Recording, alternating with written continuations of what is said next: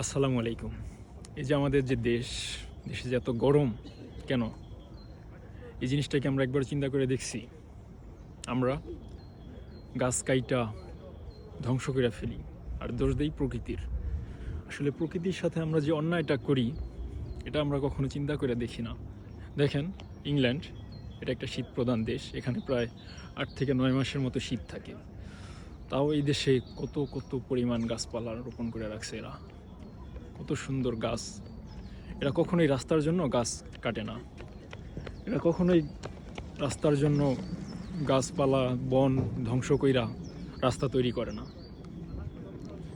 আর আমরা ছোট ছোট রাস্তা তৈরি করার জন্য কত গাছ ধ্বংস করে ফেলতেছি, কত গাছ কাইটা ফেলতেছি। গাছ কাইটা কি করি? রাস্তা করি। কই রাস্তা তো আহামরি ওরকম বড় কোনো রাস্তা করি না, তাও আমরা গাছপালা ধ্বংস করতেছি। আসলে আমাদের সবার সচেতন হওয়া উচিত। এই যে আমরা বাসায় বাড়িতে এসি লাগাই, কেন এসি না লাগাই আমরা তো ৫টা ১০টা করে গাছ রোপণ করতে পারি সবাই, যাদের বাসার আঙিনায়। তাহলে তো আমাদের দেশের পরিবেশটা একটু ঠান্ডা থাকে। সবাই এসি ব্যবহার করে, অথচ কেউ একটা গাছ লাগায় না। প্রয়োজন আর গাছ কাইটা ফেলে। আমাদের সবার উচিত গাছ লাগানো, আমাদের পরিবেশকে রক্ষা করা।